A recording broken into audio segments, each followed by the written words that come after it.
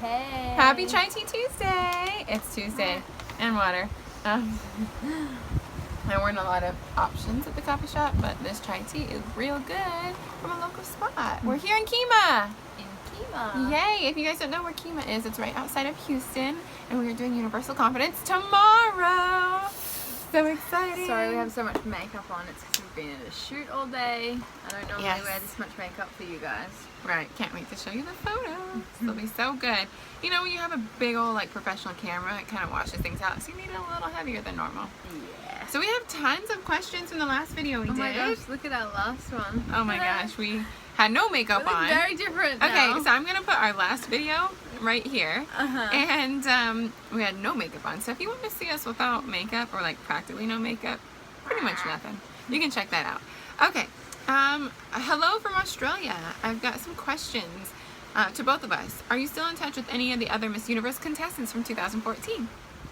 Yes, we are. Oh yeah. I think we're one of the only Miss Universe groups to still be in touch with our fellow contestants. Yeah, so many of us still in contact. We have a big old chat group and we talk like every single day. It's so much fun. We have a WhatsApp group. How many of there are? There's like almost 70 of like the 90.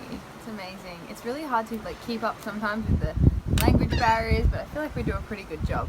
We do. It's fun. And then we have little reunions. We were in Milan last year, Costa Rica this year, so. I always miss out because I'm so far away. Yeah. It's so expensive to get the reunion. Maybe we'll have to work out like a reunion plus Universal Confidence Tour next year or something.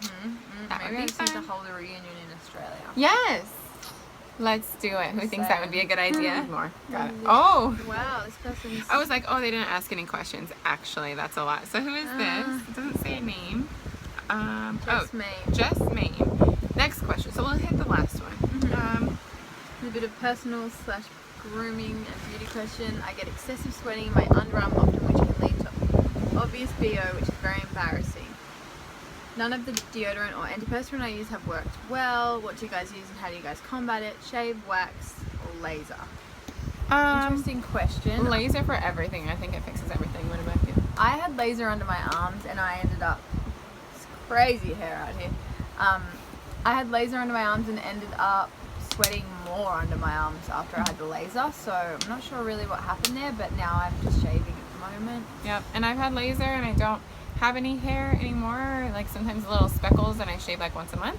And I've actually heard of people looking up laser that you can do, so you can do Botox in your arms and that will like stop your sweating for like 3 months, or you can do laser and it's supposed to like shut off those glands that sweat and BO. It's supposed to help with both.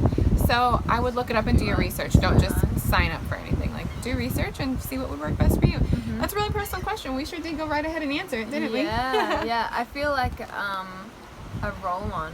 I've been using roll-ons in the States for the first time because we all use aerosol spray back home. I feel like the roll-on that I bought is really good. Good. You got Dove? Yep. I use Dove. It's good stuff. Good stuff. Okay, would you do a video on how you keep your hair pulled back so smooth without looking oily? Yes, in the future. Yeah. All right. What was the most memorable part of competing in Miss Universe? You guys should be the competitor for the next Commentator. Thank you. Miss Universe. Can't read. I'd love to be the commentator. Yes. We would talk so much that Watch Nia and Tegan for Miss Universe. Yeah. And because we've been there, done that. Start the initiative right here, right now. All right, guys. Email MUO. Tell them that you want us, because it's fun to have the Aussie and the Australian, different points of view from different parts of the world. And yeah, I'm just saying, I'm selling us right now, selling us to YouTube. But if you guys want to like request it, maybe do like something on the Miss USA or Miss Universe Instagram account. Let them know. Let them know you want us there. Yeah. All my friends are commenting on the Bachelorette page in Australia saying, we want you to be the next Bachelorette. Sorry, not my friends, my fans.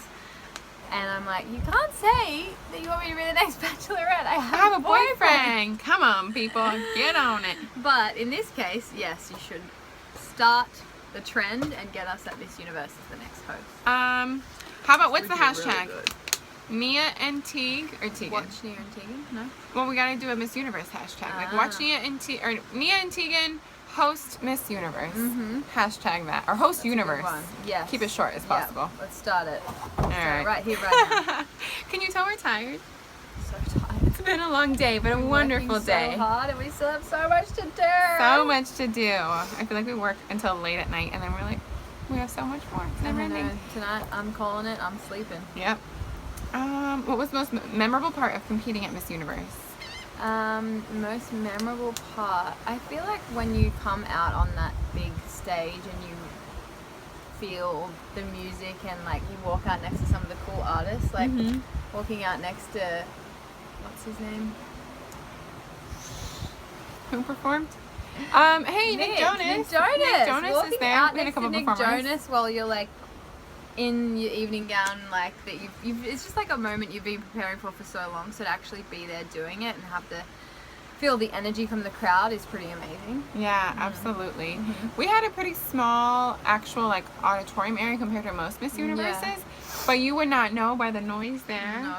It was so cool for me. And also you know that everyone in their lounge room or living room is watching you at home. Is watching at home, like all over the world. Over 1 billion people tuning in. Like it's the most surreal moment ever. It is, yeah. And for me, every time I walked out on stage was really cool because we were in the US, so it went crazy. Like the most noise and cheering I had heard from like the beginning, like say the like different like moments where we would walk out and see a crowd.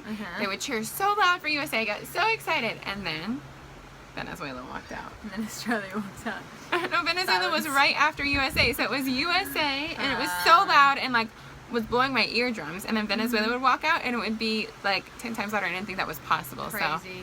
All y'all Venezuelans, you gotta cheer a little louder for USA too. And Australia. And Australia. It was like me and Daniel and like your mom. Oh my I was God, backstage like,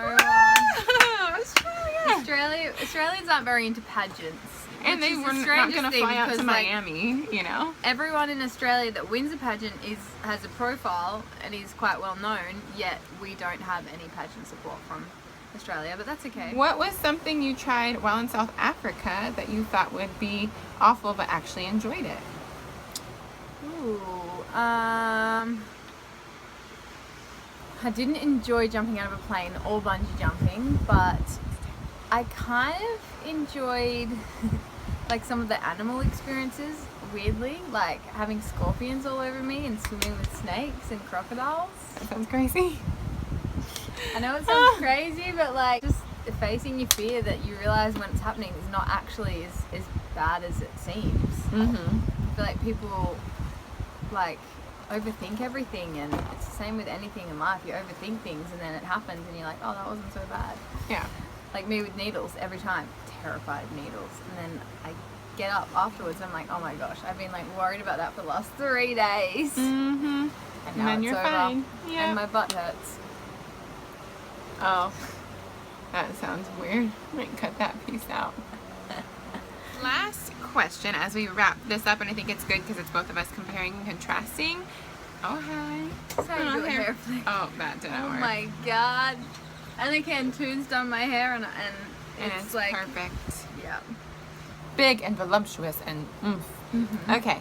Compare Miss Australia competition and Miss USA, and by your own experience in Miss Universe, how the other girls are prepared. I feel like USA is always going to be most prepared because it's run by the same organization that runs Miss Universe, so they know how to prepare their girls, right? You would think so, and this is nothing like against MUO, I love them, but they also never want to show favoritism, so there were some things that like I was like, oh, I need this to prepare, I wanted this because this is what I did for Miss USA, and they were like, okay, awesome, but like you have to take care of it because we don't want to show any favoritism. So there were some things where I felt like there was almost a little bit lacking in the preparation from them specifically, but I was blessed to like have connections in Nevada or make connections in New York and take care of it on my own. Yeah. But there were some things where they didn't want to show favoritism, so they were like, oh, we'll step back from this, like you can take care of it.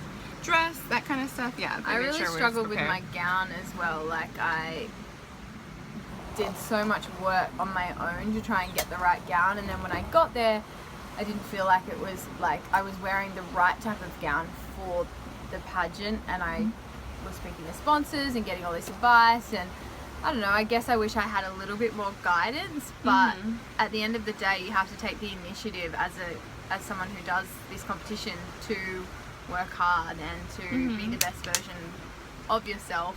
At the end of the day, like, it doesn't really come down to a little bit of a different eye makeup or the dress. I feel like they are always going to pick the best girl and see through that. I mean, it definitely helps, but it's not the be all and end all, you know? Yeah, absolutely. And so, like, say for the Miss USA competition, I think something it's similar points and then different points for Miss Australia. So you have a lot of local actual pageants, like they throw a whole full-on pageant with swim, evening, everything, and then you go to the state, and then only if you win the state do you have a chance to compete for Miss USA, and that's your one shot in your entire life. And so, and you can do your local levels in Australia, right? And then you can continue to go for Miss Australia. I feel like there's through the local levels. They're equally as hard because USA has your population is way bigger. You have way more people entering. But the thing about being able to enter again is you get the strongest girls from each state in Australia in every year. So you keep signing up and you see the girls that are in it. You're like, oh my gosh, she came second last year, she came third last year. So you're up against like real veterans. Yeah, and they're so strong because they know what they're doing. But it's just as hard as competing in a country where there's a billion people. Yeah. So that's, I guess, something technically different, but doesn't mean that any competition's harder or not harder than the other. Like, I've seen those girls in Australia; they are freaking sick and prepared. So, and same for the US. Luck involved as well. Like, it comes down to the particular year that you're entering. Like, we have sat back and watched the the two Miss Universe competitions after ours. Not the two, the one. One? Two. It's going so fast. And everyone's caliber of girls in each year is so different. Like, it is. It depends on what year you're in it as to how well you do. So. And some strong countries are stronger one year and then different another year. So we've definitely seen that. I hope this audio is good. I think we're close enough to the camera, but we also have waves in the background. So and wind, which it's like a natural wind to our hair. It's making me want to cut my hair off short. That's cute. What do you think? Cute and healthy. Guys? Alright, next week is Chai Tea Tuesday again, and I want to talk about something more than just pageants. Should we give a theme to ask about? Let's do health. Tegan is pretty much an expert on health, and I'm learning so much. I'm always asking her questions. Health and fitness. Let's keep it in like that kind of world, and we can both give you guys answers.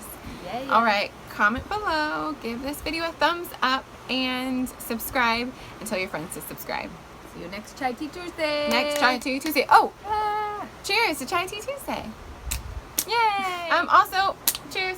If you are in Houston or Kima or anywhere near, come to our workshop tomorrow. I'm posting this video tonight on Tuesday, and our workshop's tomorrow. So we'll see you there. See you there. Bye. Can't wait to meet you all.